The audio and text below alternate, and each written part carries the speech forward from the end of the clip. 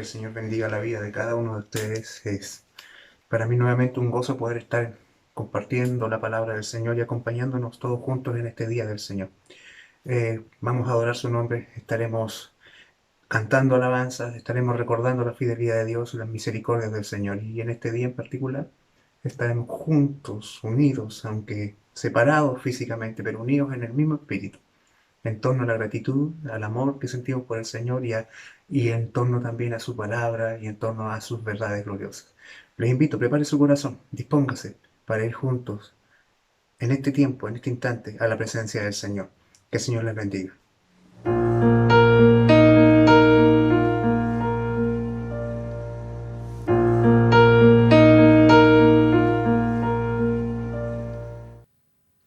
Hermanos, Dios les bendiga. Un gozo saber de ustedes una vez más. Nos alegramos, ¿cierto?, en Dios que nos haya dado la oportunidad de poder estar, ¿cierto?, a través de esta comunicación, a través del teléfono, ¿cierto?, para bendecirles y para poder adorar a Dios juntos en este día. Hay una hermosa palabra que quiero compartir con ustedes, que está en Deuteronomio capítulo 7, del versículo 8 en adelante, dice: sino por cuanto Jehová os amó y quiso guardar el juramento que juró a vuestros padres, os ha sacado Jehová con mano poderosa y os ha rescatado de servidumbre de la mano de Faraón, rey de Egipto. Conoce pues Jehová tu Dios es Dios, Dios fiel, que guarda el pacto y la misericordia a los que le aman y guarda sus mandamientos hasta 1000 generaciones. Esa es la fidelidad de nuestro Señor.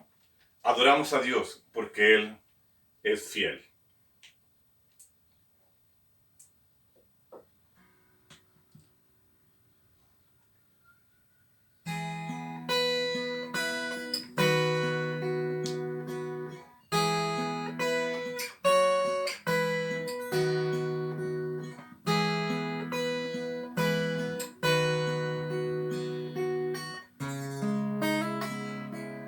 Oh Dios eterno, tu misericordia ni la sombra de duda tendrás. Tu compasión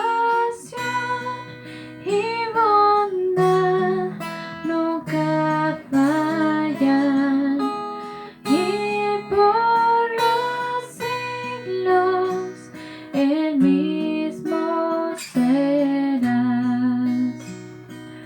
Oh, tu fidelidad, oh, tu fidelidad, cada momento la veo en mí. Nada me falta, pues todo provees. Grande Señor es tu fidelidad.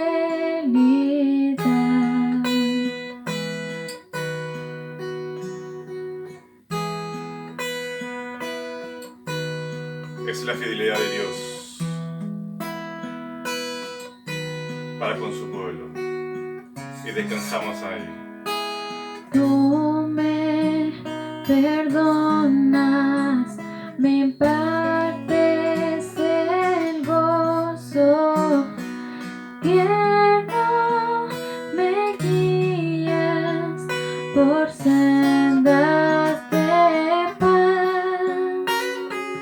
Eres mi fuerza, mi fe, mi reposo, y por los siglos mi Padre serás.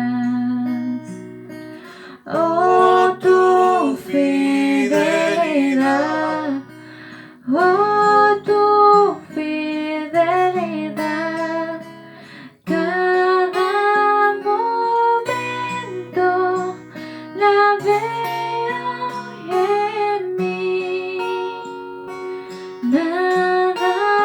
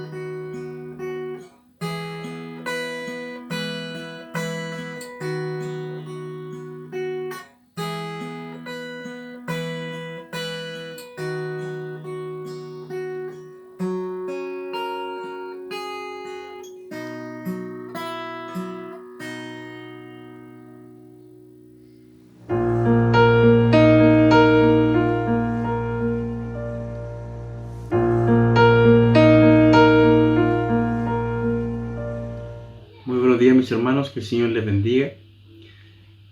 Les voy a dar lectura a la palabra del Señor. Les voy a invitar a que puedan abrir sus Biblias en el segundo libro de Corintios, capítulo 11, versículo del 21 en adelante.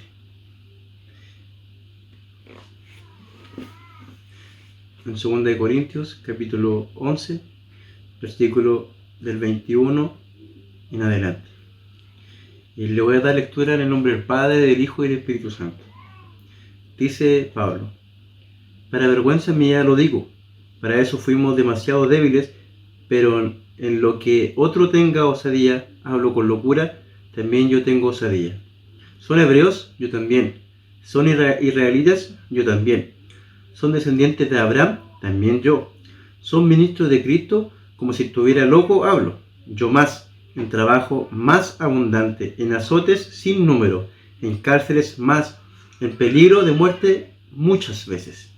De los judíos 5 veces he recibido 40 azotes menos 1. 3 veces he sido azotado con vara, 1 vez apedreado, 3 veces he padecido naufragio. 1 noche y 1 día he estado como náufrago en alta mar, en caminos muchas veces, en peligro de río, peligro de ladrones, peligro de los de mi nación, peligro de los gentiles, peligro en la ciudad, peligro en el desierto, peligro en el mar, peligro entre los falsos hermanos, en trabajo y fatiga, en muchos desvelos, en hambre y sed, en muchos ayuno, en frío y en desnudez. Y además de otras cosas, lo que sobre mí se agolpa cada día, la preocupación por todas las iglesias. ¿Quién enferma y yo no enfermo? ¿A quién se le hace tropezar y yo no me indigno? Si es necesario gloriarse, me gloriaré en el que es de mi debilidad. El Dios y Padre de nuestro Señor Jesucristo, quien es bendito por los siglos, sabe que no miento. Que el Señor les bendiga. Estas son palabras del Señor.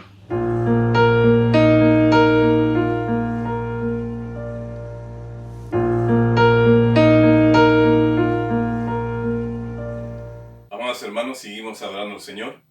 Hay una hermosa adoración, ¿cierto?, que habla sobre la gracia de Dios, la gracia más grande que el pecado. Y Romanos capítulo 5 dice, versículo 20, pero la ley se introdujo para que el pecado abundase más. Cuando el pecado abundó, sobreabundó la gracia, para que así como el pecado reinó para muerte, así también la gracia reine por la justicia para vida eterna, mediante Jesucristo, Señor nuestro. Gracia más grande que el pecado.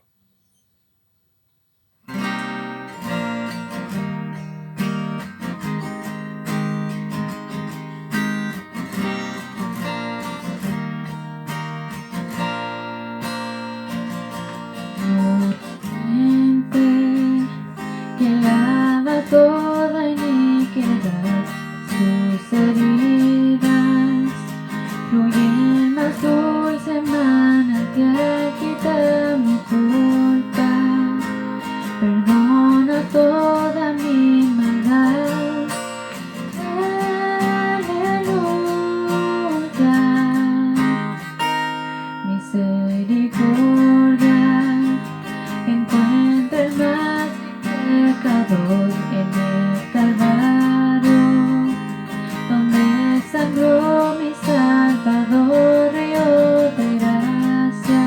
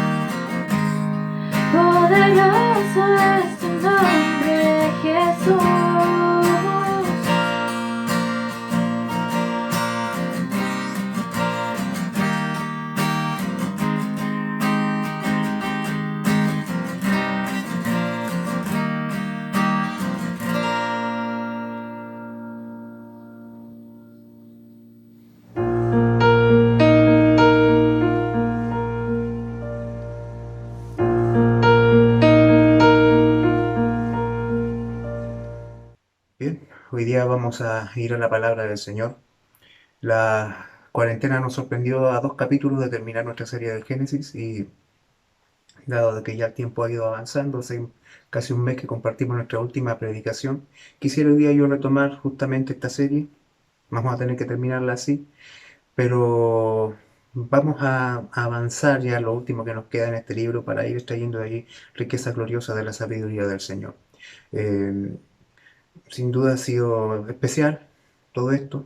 Creo que el Señor está despertando los corazones de su iglesia a un amor que quizás antes no había experimentado, a un nivel de compromiso que quizás antes no habíamos tenido. O bien nos levantamos y asumimos un compromiso a un nivel que quizás no habíamos desarrollado, lo hacemos más firme, o simplemente mantenemos ese mismo espíritu apático que quizás venía dominándonos un tiempo. Pero sin duda el Señor va a usar este aventador, el aventador de esta prueba, para mostrar a su iglesia sus corazones, para que cada uno de nosotros tenga conciencia de lo que somos, de qué es lo que nos mueve, qué es lo que nos gobierna.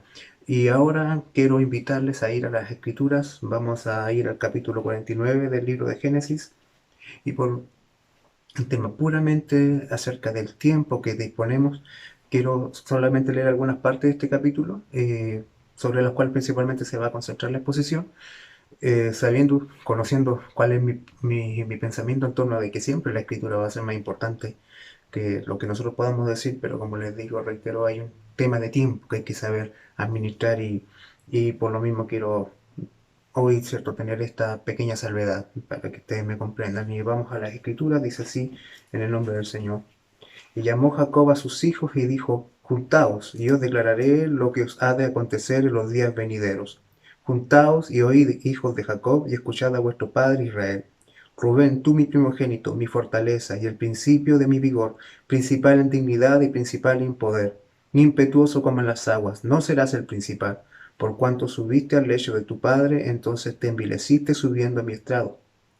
Simeón y Leví son hermanos, armas de iniquidad sus armas. En su consejo no entre mi alma, ni mi espíritu se junte con su compañía. Porque en su furor mataron hombres, y en su temeridad desjarretearon toros. Maldito su furor que fue fiero, y su ira que fue dura. Yo los apartaré en Jacob, y los esparciré en Israel. Judá, te alabarán tus hermanos, tu mano en la cerviz de tus enemigos. Los hijos de tu padre se inclinarán a ti. Cachorro de león, Judá, de la presa subiste, hijo mío, se encorvó, se echó como león, así como león viejo. ¿Quién lo despertará? No será quitado el censo de Judá, ni el legislador de entre tus pies, hasta que venga Silo, y a él se congregarán los pueblos. Tu salvación esperé, oh Jehová, dice el verso 18. Y luego vamos al 28. Todos estos fueron los 12 tribus de Israel, y esto fue lo que su padre les dijo al bendecirlos. A cada uno por su bendición los bendijo.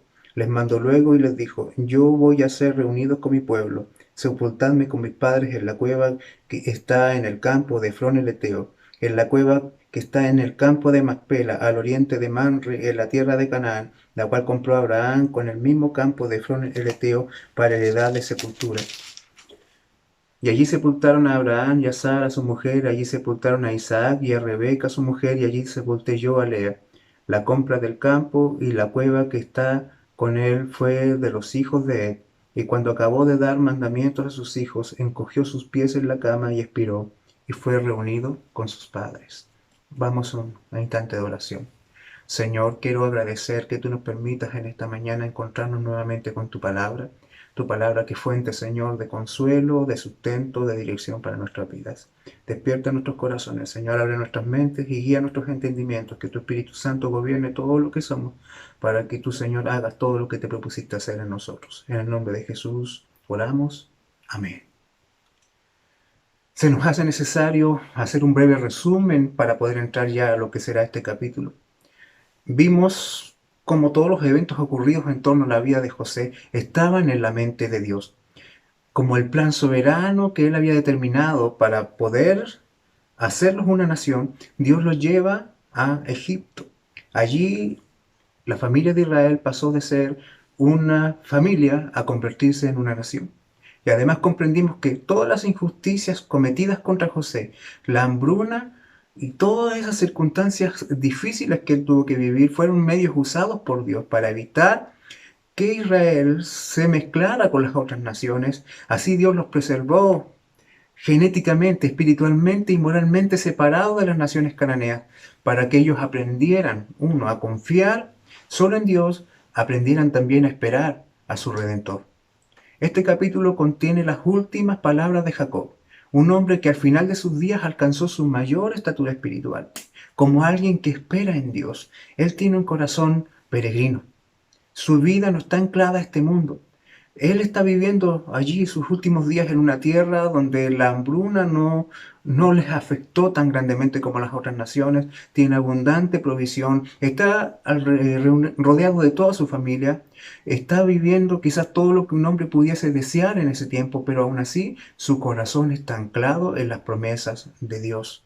Y él pide a José, al terminar sus días, un par de capítulos atrás lo vimos, de que al morir él sea sepultado en la tierra de Canaán. Hecho que es recordado también en el libro de Hebreos, hecho que también, cierto, es recordado cuando él impone la bendición sobre los hijos de José, como el acto mayor de fe que se puede recordar en la vida de Jacob. Él definió su vida cuando él se presentó delante del faraón como un peregrinaje. Él no ama el mundo ni las cosas que están en el mundo. Él está consciente de que el mundo pasa y todo lo que está en él pasa junto con él. Él está consciente de la eternidad. Toda su satisfacción es Dios. Su corazón está lleno de anhelos por la salvación del Señor. Quizás sus ojos a estas alturas de la vida están ciegos, pero él está viendo por fin verdaderamente la realidad. Este capítulo es uno de los últimos grandes discursos que aparecen en este libro, donde podemos ver ya al moribundo Jacob actuando como todo un profeta, en el sentido completamente específico, en un sentido muy puntual, porque él está hablando acerca del futuro de sus hijos con una clara connotación escatológica. Él no solamente está hablando de los eventos que vendrán en los años siguientes, él en su profecía está abarcando hasta la consumación de todos los tiempos. Amada iglesia, el Señor eventualmente permite una visión del futuro, pero con un fin particular, y este fin es sostener la esperanza de su pueblo. Nunca la escatología ha de ser usada como medio de sensacionalismo para generar terror, para esclavizar las conciencias.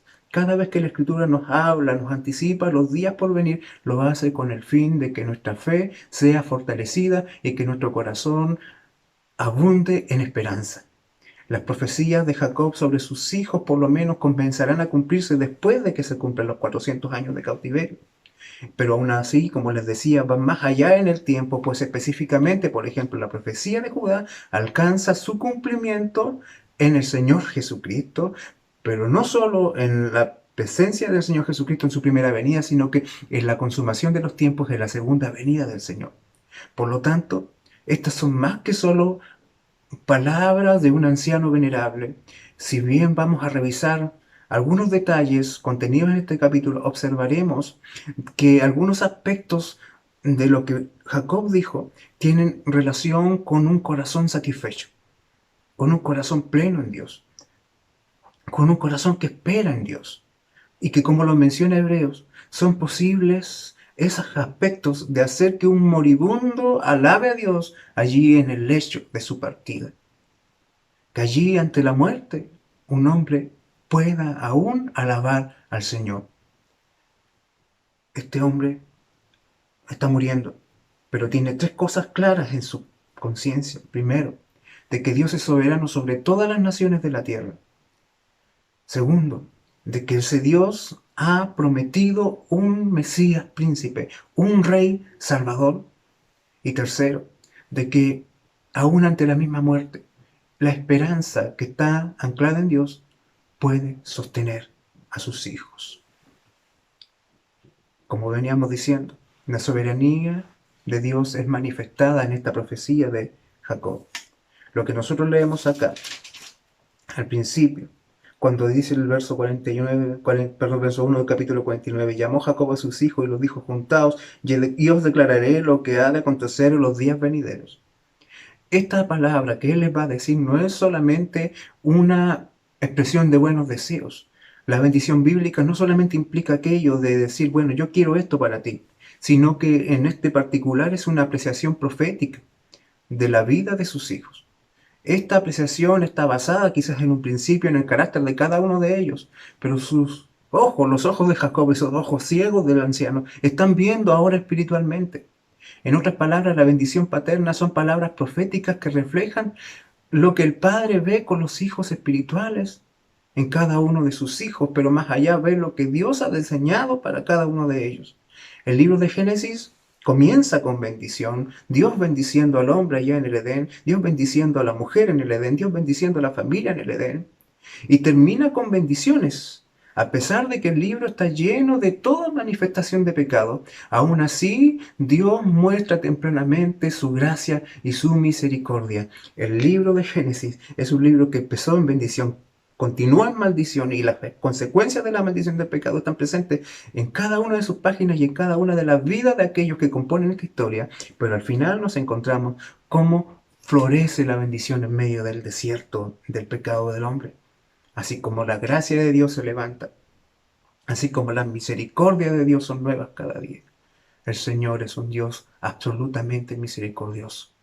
Lo curioso de la bendición final de Jacob es que sus palabras no solamente van a afectar la vida directa de estos 12 hombres que están junto a él en su lecho de muerte, sino que abarcan inclusive la vida de sus descendencias, inclusive van proyectadas aún más allá de la historia propia de su pueblo.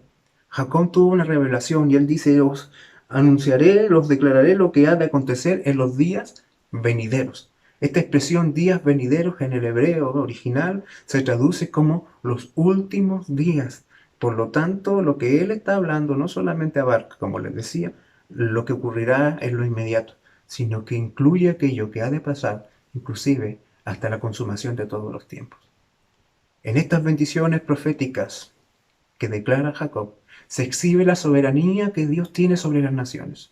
Profetiza el destino futuro de Israel y a través de aquello también el futuro de todas las naciones de la tierra. El Señor soberano fija los destinos de los hombres y también fija los detalles acerca de cómo se lograrán esos destinos. Lo que primero comenzamos leyendo acá son aquellas bendiciones o expresiones que Jacob dirá sobre sus hijos mayores. Debemos apreciar que las bendiciones deben entenderse en todo el amplio concepto que se le aplica en el Antiguo Testamento. No solo se trata de buenos deseos, sino del pronunciamiento del destino, incluyendo también aquellas declaraciones que pasan por una revocación de derechos. Cuando nosotros comenzamos a leer acerca de Rubén, dice así al principio en el verso 3: tú eres mi primogénito, mi fortaleza y el principio de mi vigor, principal en dignidad, principal en poder. Sin duda, como todas las expectativas estaban puestas en el mayor, en el primogénito. Era el que por derecho legal tenía que continuar con todas las prerrogativas propias del padre, eran traspasadas a él. Pero vemos acá cómo este hombre terminó constituyéndose o haciendo de su vida una decepción para su padre. Dice acá el verso 4, dice: impetuoso como las aguas, no serás el principal. Tú eras el que tenía que ser el principal. Tú eras aquel que iba a ser el principio de mi vigor, el principal en dignidad, pero al final tú no serás el que ocupes el lugar de preponderancia entre su familia. ¿Y qué es lo que provoca esa revocación del derecho de Rubén? Algo que nosotros encontrábamos en el capítulo 35, cuando Rubén comete la inmoralidad de tener intimidad matrimonial, aunque no eran esposos, con la concubina de su padre Jacob, con Bilha. Él durmió con la concubina de su padre. Y ahora es importante recordar lo siguiente: cuando aquellas cosas fueron relatadas en el capítulo 35, Moisés no pronunció ningún juicio de valor acerca de esas acciones, no las condenó. Y quizás pudiésemos decir, bueno, ahí podemos darnos cuenta de que existe una especie de tolerancia divina a los actos de los hombres. Bueno, Moisés se guardó el juicio, porque el juicio no lo iba a emitir el hombre, el juicio lo iba a emitir Dios. Y cuando llegamos a este momento nos damos cuenta que esas acciones tuvieron una consecuencia mayor en la vida de Rubén. Se le dice acá en el verso 4, de que él eres impetuoso como las aguas, no serás el principal. Por cuanto subiste al lecho de tu padre, entonces te envileciste, subiendo a mi estrado. Las consecuencias de las acciones nuestras en algún momento habrán de plantearse. Sin duda él sigue siendo hijo de Jacob, sin duda él sigue recibiendo palabras de su padre, sigue siendo parte del pueblo de Dios, pero aquellos derechos que le pertenecían ya no los tiene por causa de que no vivió su vida en integridad. Vemos nuevamente este patrón cuando se sigue hablando ahora acerca de los otros hijos mayores, Simeón y Leví. Todos ellos son hijos de Lea, son hijos, los primeros que nacieron en la familia de Jacob. Y cuando lo vemos acá, nuevamente encontramos de que Dios y Moisés pronuncian su punto de vista sobre la masacre que Simeón y Leví llevaron a cabo en el capítulo 34, cuando vengan la deshonra de Dina en Siquem. Nuevamente Moisés allí en ese instante solamente se limita a relatarnos los eventos. Pero cuando llegamos a este punto nos damos cuenta de que Dios tiene un pronunciamiento en torno a las cosas que ellos hicieron. Había algo que era incorrecto y que no solamente le causaba desagrado al corazón de Jacob, sino que es manifiesto que también había sido desagradable al corazón de Dios. Y en esto queda claro cuán desagradable es a los ojos del Señor cuando el hombre pretende demandar justicia por sus propias manos. A través de todo el Antiguo Testamento, Dios manifiesta una clara diferenciación entre aquellas guerras que Él ordena, que son medidas extremas dadas por Dios, rodeadas de prohibiciones a aquellos que la han de ejecutar, para que justamente no se manifieste toda la pecaminosidad que está inherente en el corazón del hombre, sino que cuando Dios manda a ejecutar actos de este tipo, actos que van a conllevar quizás la muerte de otras personas, es como un instrumento de juicio sobre el pecado, por un juicio que Él emitió sobre esa nación, y no como una actitud de venganza desbordada como ocurrió aquí con Simeón y Leví. Por ejemplo, Dios manda a Abraham que persiga a los reyes de Sodoma en el capítulo 14 del Génesis. Él los manda a perseguir, Él no les permite quedarse. Lo vemos más adelante en el libro de Josué, cuando Dios manda a tomar Jericó con condiciones bélicas pero muy puntuales y particulares. Pero en este caso, nosotros vemos que cuando es el hombre el que toma las armas por su propia intención, sin duda en esas armas va la maldad de su corazón manifestada. Aquí vemos de que la masacre perpetrada por Simeón y Leví fue una masacre fundamentada en el deseo humano, pecaminoso de venganza. Y Dios distingue las intenciones de los corazones de los hombres. Por eso, dice el texto acá, en su consejo no entre mi alma ni mi espíritu se junte en su compañía, porque en su furor mataron hombres y en su temeridad desjarretearon toros. La santidad es necesaria para la comunión de un santo con otra persona y para el ejercicio del liderazgo. Es necesario el total sometimiento a los parámetros de conducta que Dios impone.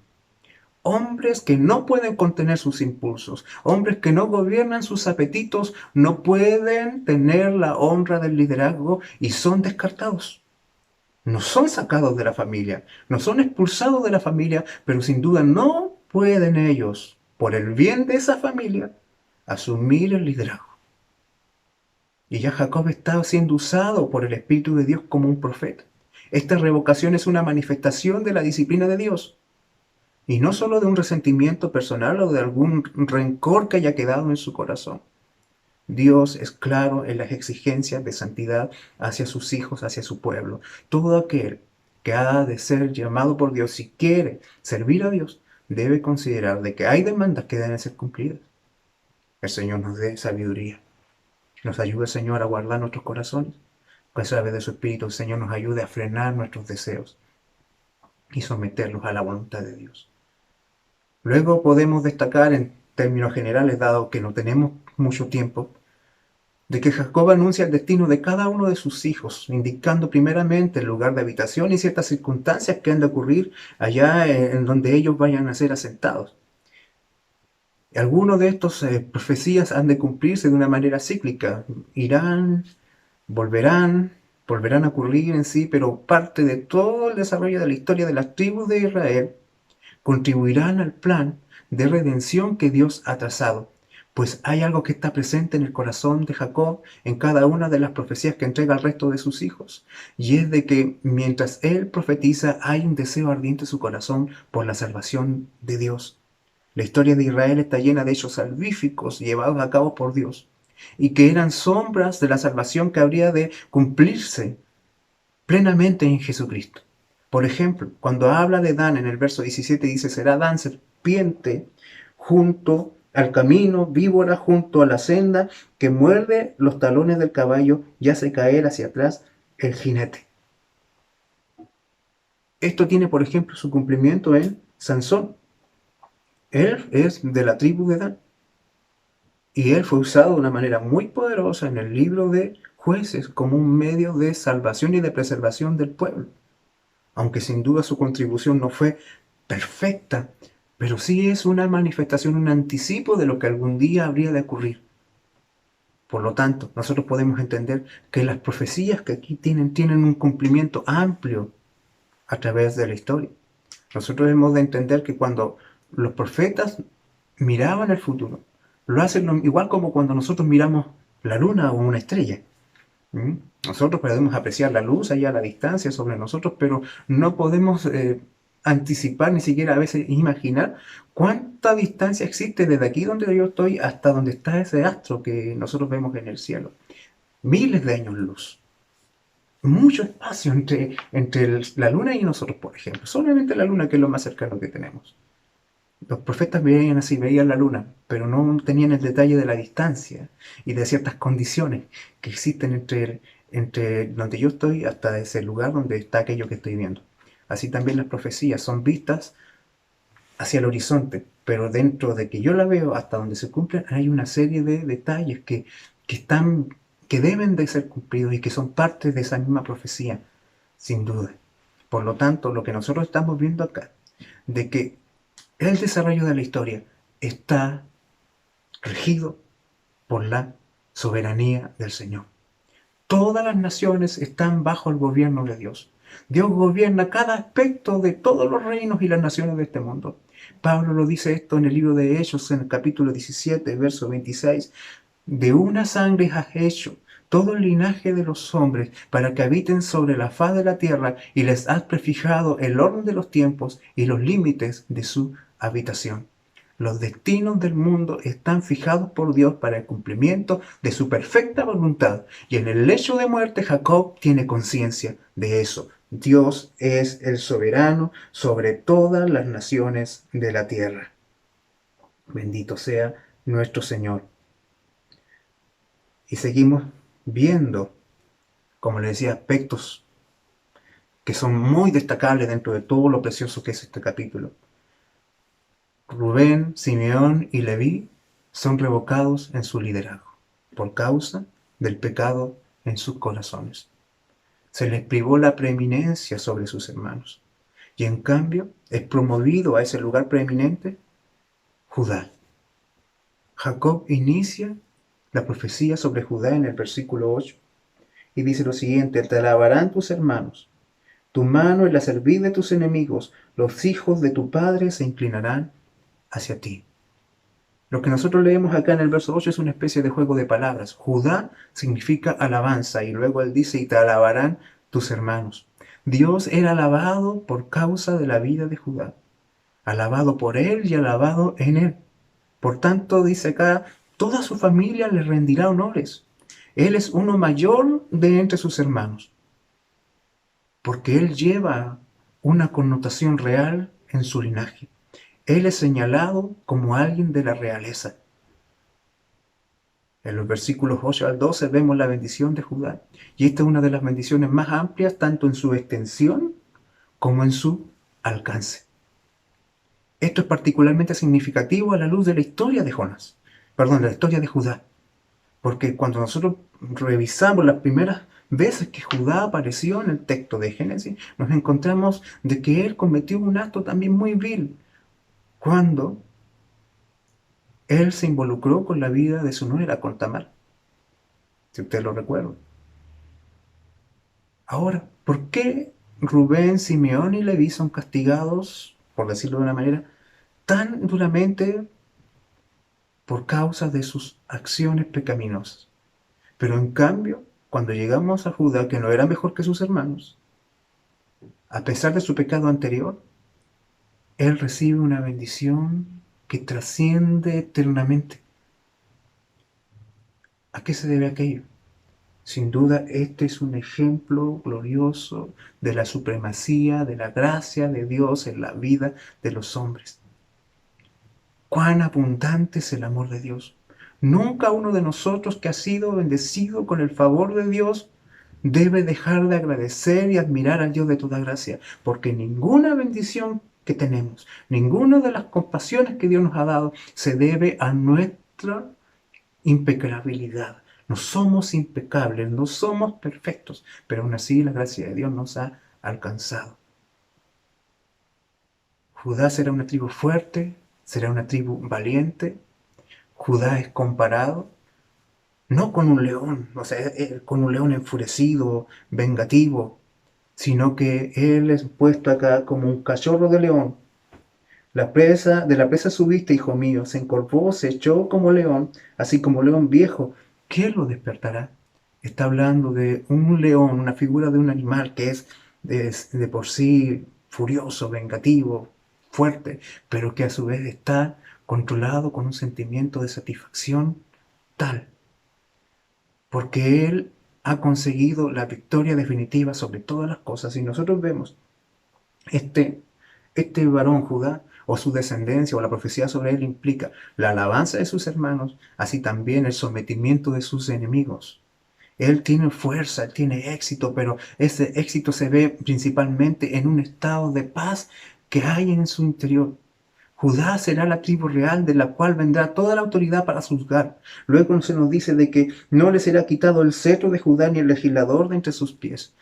El cetro es un símbolo de autoridad legal que tenían los reyes para declarar tanto quién vivía como quién moría. Si alguien se presentaba delante del rey, este rey alzaba su cetro, y si quería aplicar juicio sobre él y una sentencia, golpeaba con el cetro en el piso, y ese hombre estaba destinado a la muerte. Pero en cambio, si usted se recuerda la historia de Esther, cuando ella llega delante del rey Asuero, en un momento que no tenía que haber llegado, ese simple acto le podía haber significado la muerte, pero este rey alza su cetro y lo apunta hacia ella en señal de gracia, en señal de favor, y su vida es perdonada. El cetro es una señal de autoridad, es una señal de justicia, es una señal, un símbolo de poder absoluto. Y este cetro está en su mano y nadie lo puede arrebatar. Pero además se agrega de que el legislador siempre estará entre sus pies. ¿Qué implica esto? Este es un símbolo profético que habla de una continuidad, de una descendencia permanente que nunca se terminará y que siempre tendrá toda la autoridad de juzgar. Luego vemos en el verso 10, este mismo verso 10, hasta que venga Silo y a él se congregarán los pueblos. Esto es una de las cosas más misteriosas que encontramos en la profecía de Judá, cuando habla y menciona esta expresión Silo. Y muchos se han preguntado a través de la historia, ¿qué quiso decir con esto Jacob? Es una palabra que se puede interpretar de diferentes maneras, pero a la luz de las Escrituras se puede entender como el enviado, como la simiente, como el pacífico próspero. O sea, sin duda, si reunimos todas esas definiciones y vemos de que a él se congregarán los pueblos, solo podemos entender esta expresión a la luz del Mesías. Esto es una señal, es un símbolo que está apuntando a Jesucristo, el Mesías príncipe, el Salvador. Él es quien desean las naciones, el deseado de todas las naciones. Así pues, el moribundo Jacob vio de lejos el día de Cristo, y eso le fue consuelo y sostén en el lecho de su muerte. Hasta la venida de Cristo, Judá poseyó autoridad, pero luego de que Cristo vino, ¿cierto? Toda la autoridad ya dependió de él. Debemos de recordar también de que de la tribu de Judá viene David, y David es la tipología del Cristo Rey, del Cristo que gobierna, del Mesías Rey. Bendito sea el Señor. Y si nosotros seguimos leyendo, el verso 11 dice, atando a la vid su pollino y a la cepa el hijo de su asna, lavó en el vino su vestido y en la sangre de uva su manto, sus ojos rojos del vino y sus dientes blancos de la leche. El lenguaje final de esta profecía habla de días de prosperidad, de abundancia, de fructificación más allá de lo natural que alguien está acostumbrado a ver. Esto está mostrándonos el plan final de Dios, la restauración total que Dios tiene planificada llevar a cabo a través de esta simiente que viene de Judá. Si consideramos el lenguaje del verso 11, atando a la vid su pollino. O sea, ¿quién amarra un burro a una vid? Usted sabe cómo son las vid. Son árboles frágiles, no es como un roble, no es como un tronco, no, son una especie de enredadera. Pero esta enredadera será tan fuerte que hasta un burrito podrá estar atado allí.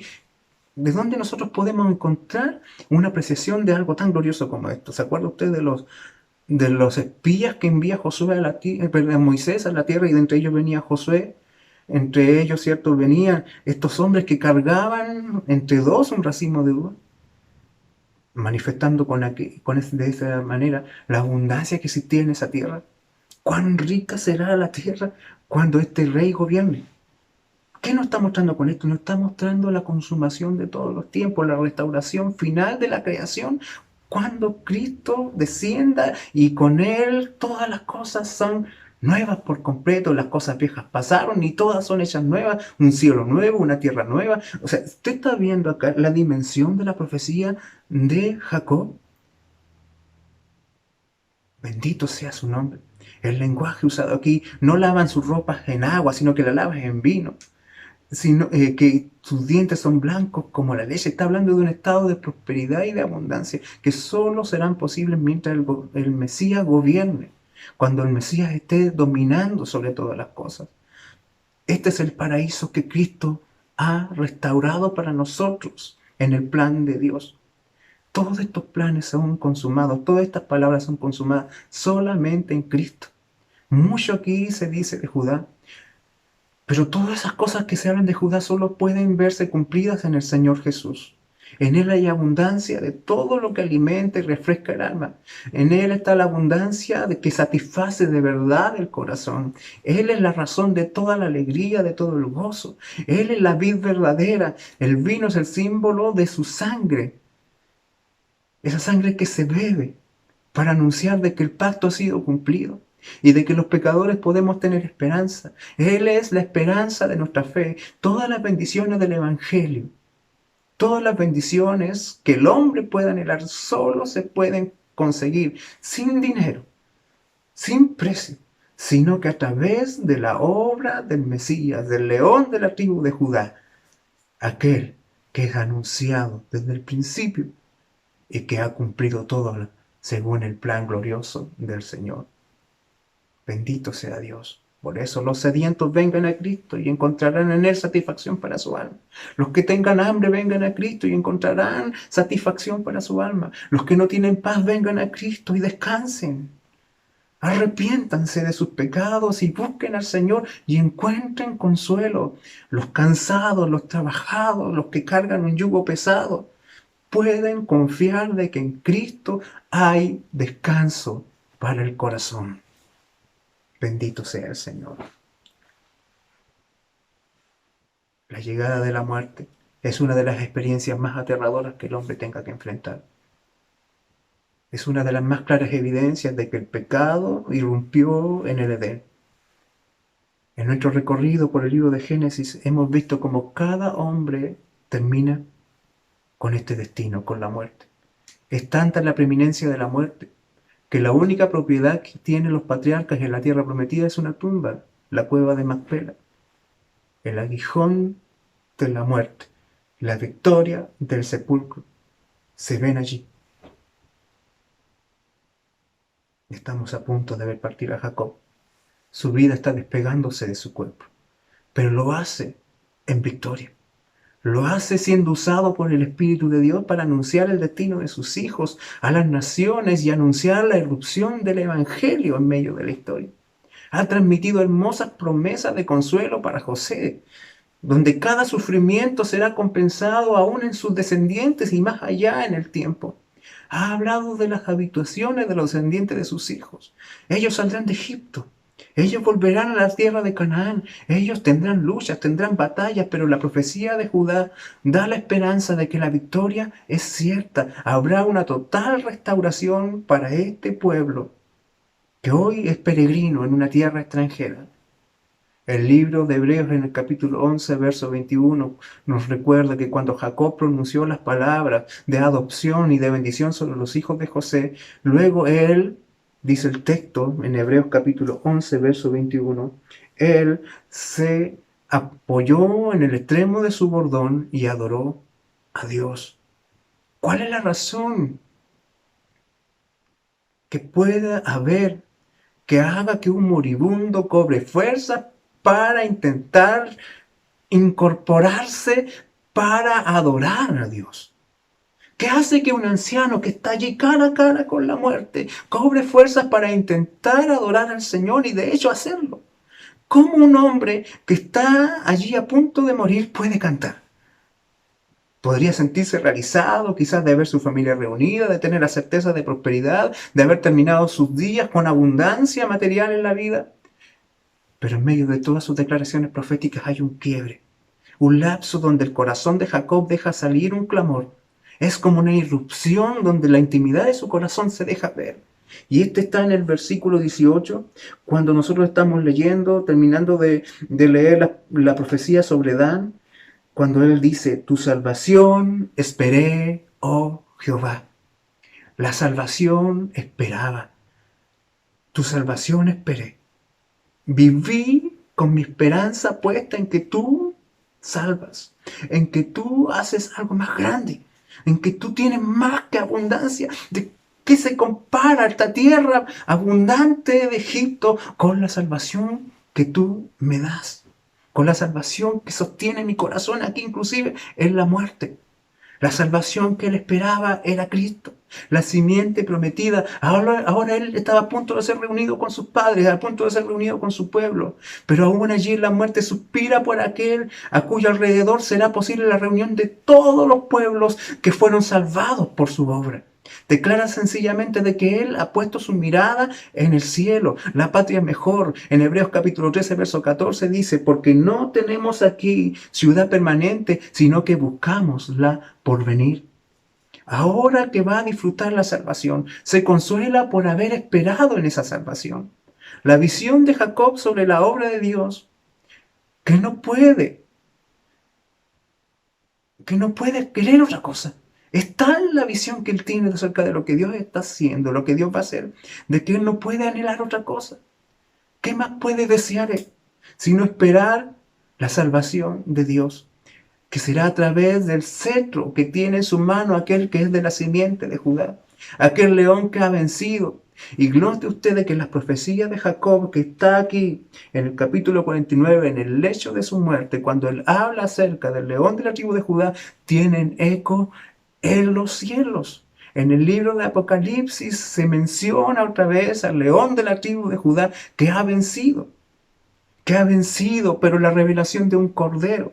Es la revelación de una salvación tan asombrosa que juzga a todos los enemigos, que vence a todos los enemigos de los creyentes, que vence a Satanás, que juzga a las naciones rebeldes, que enfrenta la misma muerte y que la vence. Si esa alma anhela algo a punto de morir, es esta salvación. Él la desea, él la espera.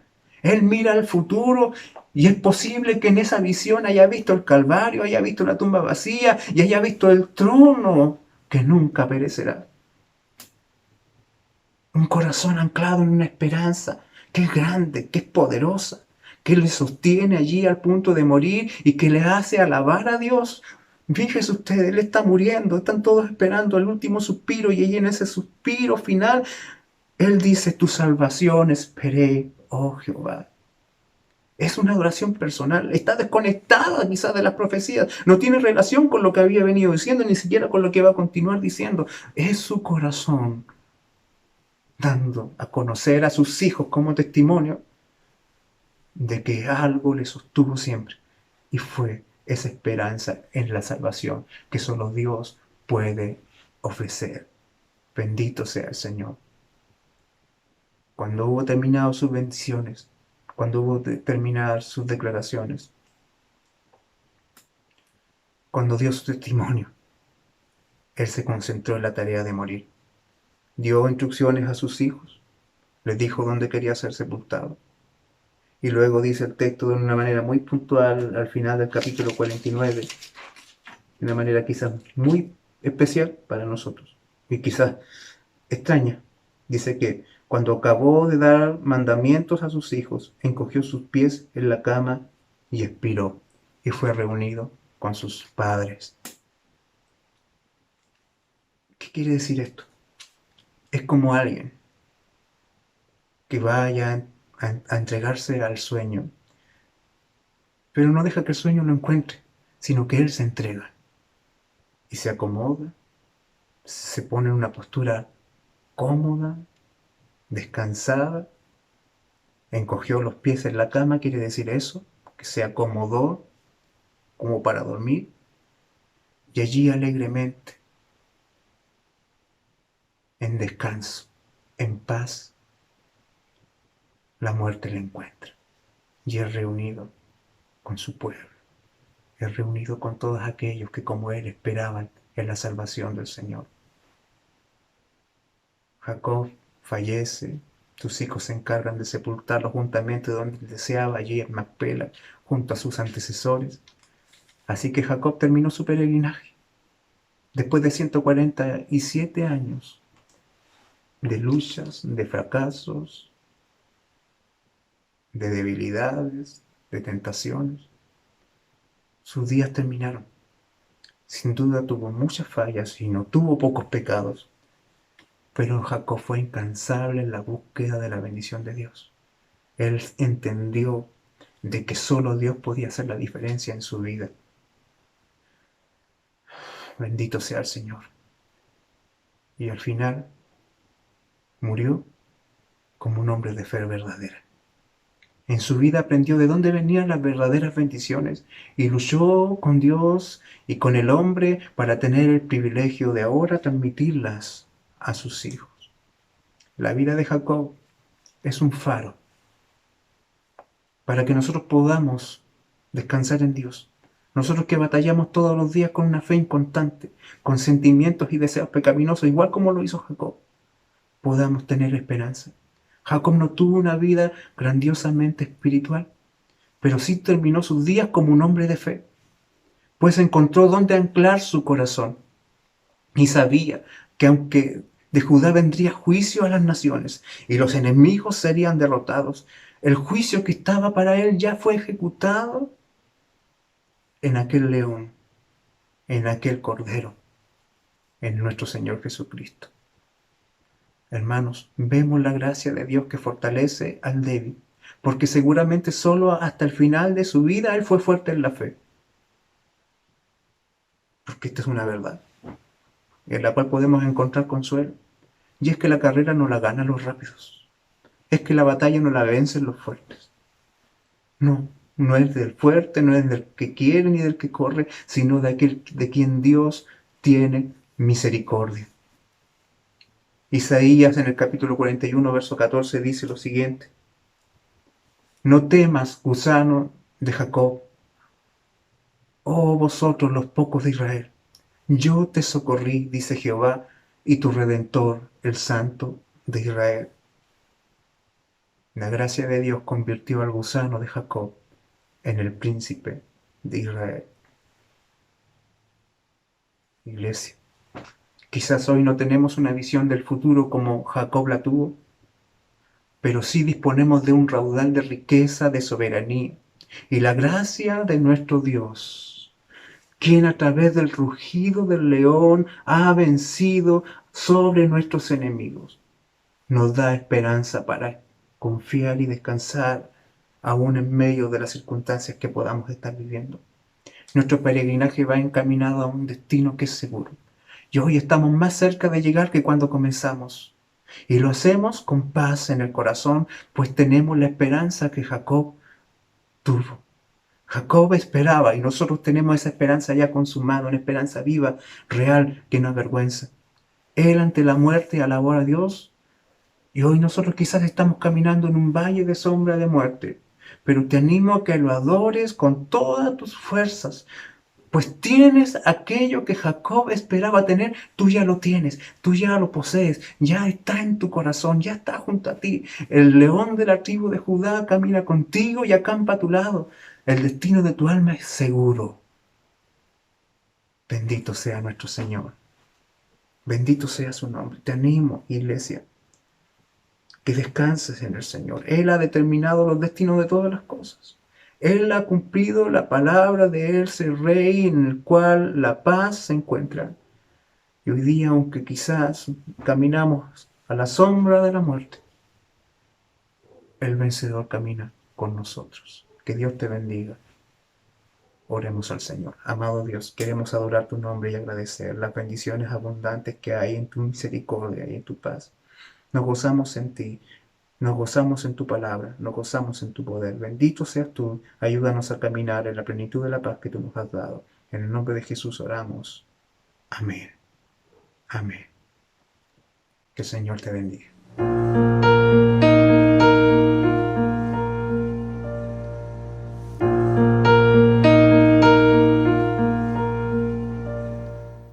Hermanos, ya terminando con estas alabanzas en el día de hoy, quisimos dejar el último, ¿cierto? Una alabanza muy preciosa. Y dice como título, Mi vida es Cristo. ¿Cierto? Dios nos bendiga a través de esta adoración.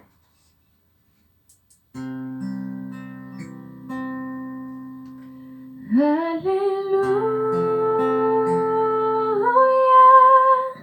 mi vida es Cristo.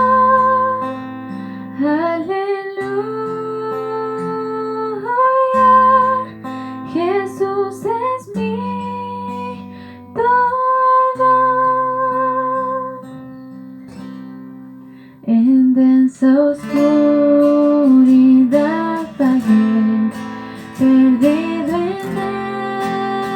el error, la senda vana del placer a muerte me llevó, siendo rebelde a tu voz, quisiste amarme así,